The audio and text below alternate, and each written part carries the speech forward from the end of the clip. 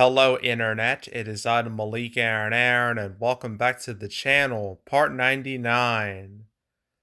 My god. We are one episode away from reaching the big 100. It's only a matter of time now. Ugh. Anywho. So, yeah. I guess you're asking, Malik, what caused this episode? Well, it's about HBO Max. No. The whole HBO Max experiment, the whole 30 days in theaters, HBO Max, that's dead. That's done. That's dead. That's buried. Matrix 4, last movie to do that. Okay, it's not about that. It's about something else. Something I did mention in passing in one of my other canceled episodes. I forgot which one. I think it was in the 90s. I think it was 91. Let me check off screen. Blah blah blah blah 92. Yeah, 92. That was about Peacock and their whole every Universal movie's gonna go to Peacock after 45 days. This is like that, but the main movie people are talking about when it comes to that is the Batman, since the Batman is, I'd say, is a pretty big deal. Sure, it's not on the same level as, say, a Spider-Man No Way Home, but it's still pretty freaking important because it's Batman. Like, who's not going to pay attention to that?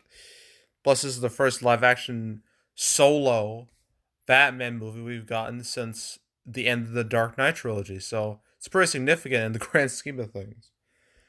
So what this is about is the HBO Max streaming date. So it says here, I'm on IGN. It says here, Warner Media CEO has reconfirmed that the Batman will arrive on HBO Max for all subscribers on April 19th, 2022, 46 days after it's in theaters. So 46 days. I thought it was 45. Why 46? That sounds so weird. I'd prefer if it was like a 5 or a 0. Anything other than that just looks strange to me. Looks foreign. But yeah, so if you don't feel like going to the theater to watch the Batman, you can just wait a month and a half to watch on HBO Max for all subscribers, not just like the thing is with the HBO Max experiment. That only applied to people who got the ad-free version of HBO Max, that $15 a month version. Unless you have AT&T, in that case you don't have to pay for anything, which is what I have. But if you got the 19, not the 19, good God, the 9.99 one, yeah, you don't get that treatment. Well, I should say you didn't get that treatment because the experiment is all over now. Well, actually, it's still technically going on with Matrix, because Matrix 4 is still on HBO Max right now. But once it's gone, then that's it. That's it for the experiment. It'll officially be dead. But seeing the box office for Matrix 4, I think it's safe to say it's dead already. So, yeah, this is different. This is less harmful for theaters. And I think it's just good for both parties, you know. Movie theaters get to play their movies for quite a long time because usually movies, they usually reach their peak around, I don't know, 1, 2, 3 weeks after they've come out. After that, it's just dead because obviously more movies will come out and they just push the older movie out. So yeah, this wouldn't harm theaters really one bit. And also, it gives people, you know, see, the thing is, when this whole experiment happened with HBO Max, a lot of people theorized that this was only done to boost subscribers, which, yeah, I mean, that's, you're not totally wrong if you think that, because like like why else would you do this? To give people convenience? No, they're trying to push subscribers, they're trying to build up subscribers and make this a successful platform. That's what they're trying to do. And has it worked? Kinda. I'm not entirely sure, but the subscribers are going up, so there's that. And with this new system, they should be able to keep those subscribers instead of those subscribers just ditching the service entirely. So again, best of both worlds, best for the for theaters and best for HBO Max. So yeah, and yeah, I already mentioned this. Will be headed exclusively to theaters for at least 45 days with Warner Media's biggest tentpole films. Yeah, I already mentioned that, but this is like a super specific version of that with the Batman. And this way, Jason Killer, this is what he has to say. Says, I feel really, really good knowing that the Batman and Black Adam and the Flash and Elvis, that's such a weird combo. Like, the Batman, Black Adam, Flash, yeah, they're all DC characters. So that makes sense. But adding Elvis in there just seems, this doesn't look right to me. And a whole host of other movies are literally going to be showing up on day 46 on HBO Max in a variety of territories all over the world. This is a very, very big change that I don't think people appreciate, and I feel really good about it. I mean, again, it's more beneficial for both theaters and the service itself because obviously when you do that like day and date stuff, that's some high risk of piracy. That's guaranteed piracy right there. And that is going to just kill both sides. The streaming side and the theatrical side. Both sides get hurt because of piracy. Now in this case, you don't have to worry about that too much. Because all that demand will be spent like the first 2, 3 ish weeks. So, yeah, it won't be as bad.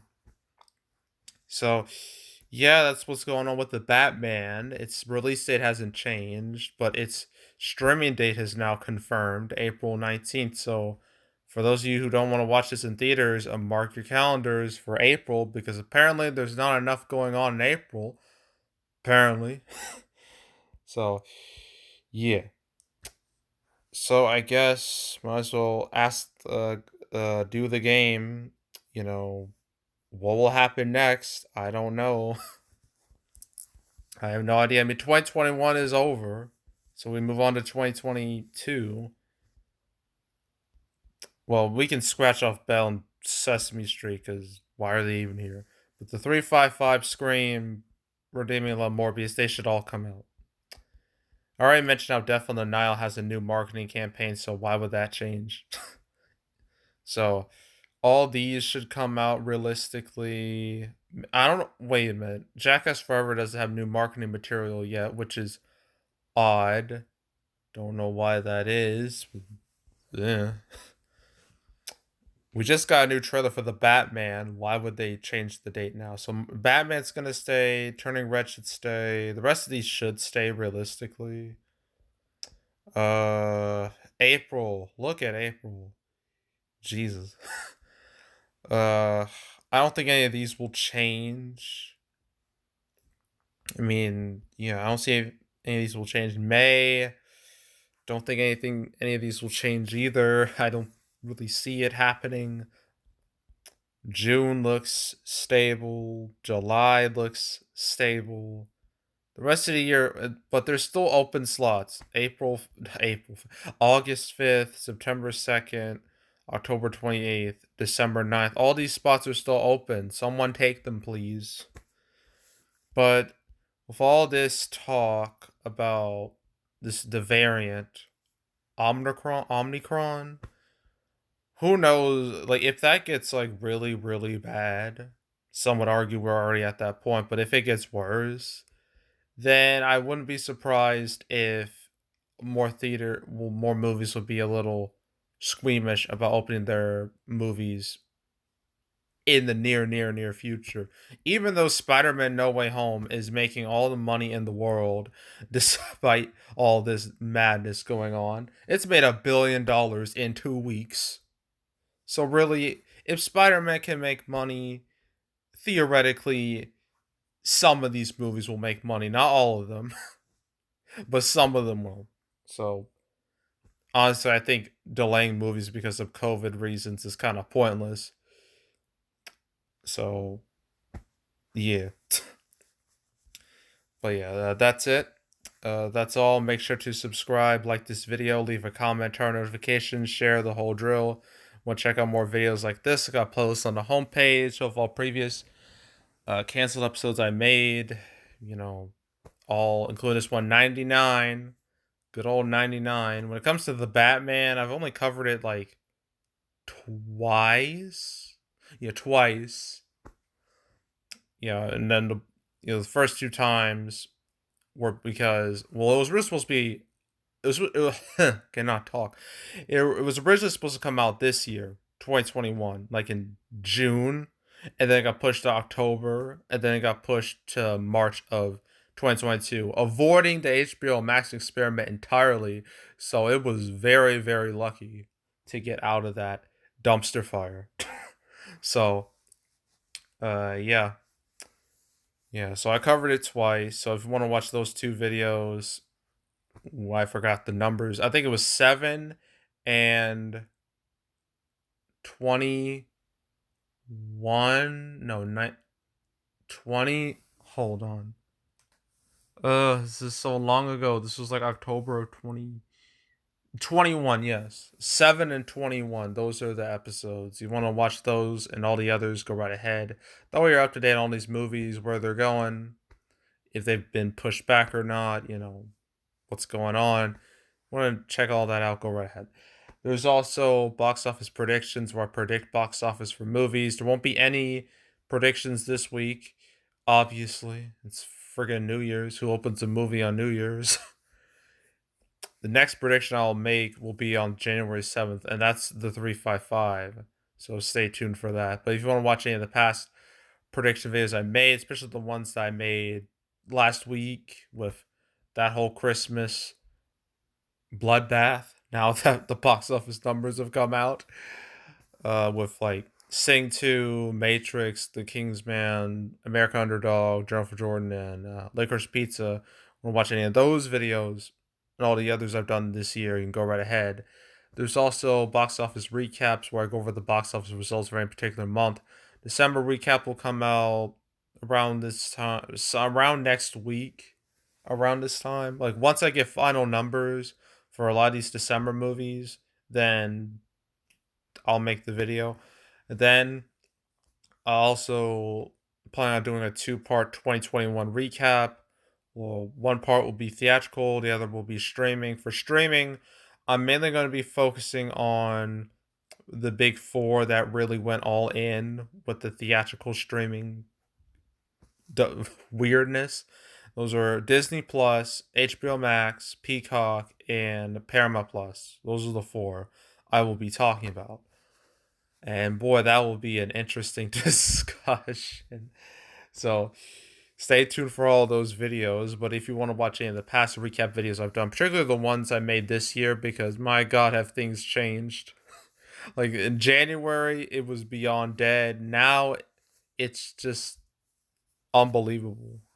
So yeah, if you want to watch any of the past recap videos I made, you can go right ahead. And yeah, that's it. That's all. I am out. Goodbye.